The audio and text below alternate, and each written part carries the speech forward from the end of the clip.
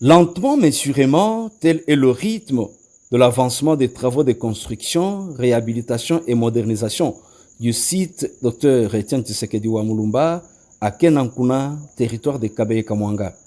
Sur financement de la maison civile du chef de l'État et partenaires, ces travaux se déroulent sur deux grands axes, à savoir le musée et l'amphithéâtre. Sur place, ce 25 décembre 2022, les grosses œuvres à l'intérieur du musée sont terminées et valorisées.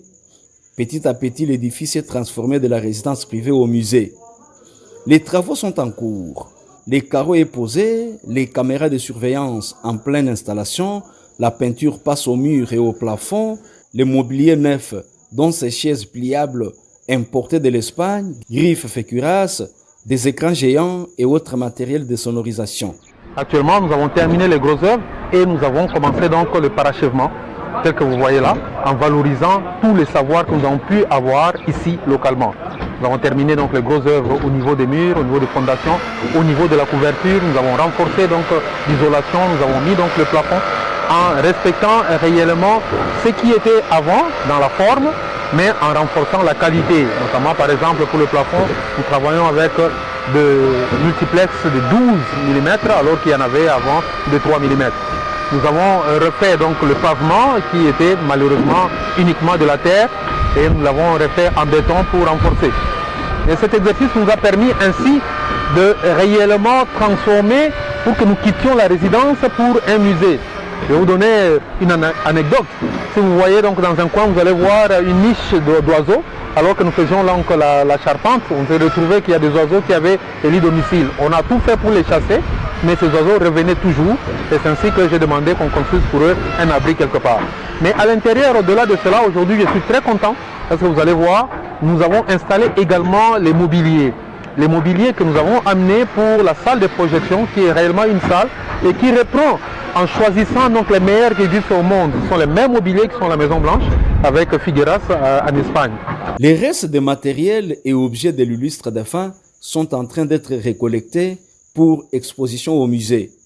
C'est le cas de la chaise, ces fauteuils où s'asseyait majestueusement fait Dr Etienne Tshisekedi Wamulumba durant ses relégations à Kenankuna par le régime mouboutien. C'est aussi le cas du réchaud de ce temps-là qui utilisait sa chère épouse, Maman Martha Kassalou. L'architecte lance un appel à la recherche des objets semblables. Il est reconnaissant à la maison civile, à la famille biologique, surtout au président de la République, Félix Antoine Tshisekedi Tshilombo, qui a accepté la construction de l'œuvre devant enseigner et renseigner à perpétuité des générations futures sur la lutte non violente mais démocratique.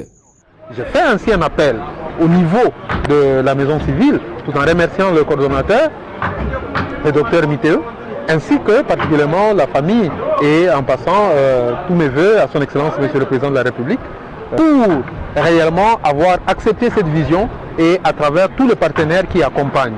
La concession est alimentée en courant grâce aux panneaux solaires couplés aux accumulateurs de grande capacité. D'habitude, même quand on voit dans les environs, pour avoir la même capacité, au niveau de puissance, vous avez plusieurs batteries. Là, nous avons deux batteries au lithium, mais ce sont également un autre élément, donc ces batteries sont commandées ou contrôlées donc à distance. Donc nous avons discuté avec la maison civile qui est les répondants par rapport à ceci pour installer dans son équipement un téléphone. La personne responsable pourra suivre l'exploitation ou l'évolution de la consommation et il peut même éteindre les équipements. Mais dans cette salle également, il y aura donc une commande pour tout ce qui est sonorisation, pour tout ce qui est vidéo, pour tout ce qui est caméra. Vous avez vu les caméras de surveillance. Ouais. Alors, il y a des meubles, ça c'est les meubles provisoires que nous avons commandés donc à Don Bosco. Encore une fois, vous allez voir par rapport à tous les équipements. Donc notre première approche, c'est de voir d'abord quelles sont les valeurs incarnées notre défunt docteur Feu Etienne Tshisekedi Wamulumba. Ces valeurs, c'est notamment sur les savoirs locaux. Nous avons valorisé les savoirs locaux, ainsi que nous travaillons tant soit peu avec les connaissances locales. Nous avons sillonné tout le Kasaï oriental et nous avons vu que Don Bosco offrait le meilleur par rapport aux menuiseries qui existent. Et donc nous avons redessiné tout ce qui était ici et nous l'avons refait par Don Bosco et qui ainsi a terminé aussi les meubles ici où il y aura tous les autres appareils de commande, des écrans par rapport à la vidéo, à la télédétection à l'extérieur, la sonorisation, des équipements dans cette salle-là de musée, des projections. Tous les éléments sont ici, tous les équipements sont là, ne sont pas encore installés. Nous attendons que nous terminions cette phase pour installer les derniers équipements sensibles en fonction des personnes. Le deuxième axe des travaux concerne la construction de l'amphithéâtre juste à côté du musée. L'architecte explique que tout part de la fondation, du compactage, viennent ensuite les marches, les gradins, les toilettes, l'arrière-scène, l'aménagement et l'installation des matériels extérieurs. Cette inspiration, explique-t-il, tire sa source du livre de fait Monseigneur Gérard Mulumba Kalemba, jeune frère du Sphinx de Limete. Dans cette publication, le prélat retrace la vie, les combats, l'incarnation de sa lutte non violente et d'autres valeurs. Que reste-t-il à faire pour l'amphithéâtre? Le concepteur explique. Ce qui a été fait, c'est la fondation. Donc on a posé donc la fondation à part l'implantation de l'amphithéâtre, et avec des tuyaux qui sont là. Donc il y a des tuyaux cachés pour tout ce qui est technique spéciale, pour tout ce qui est plomberie et installation. Et après ces niveaux, on termine la fondation et on commence le compactage pour le béton.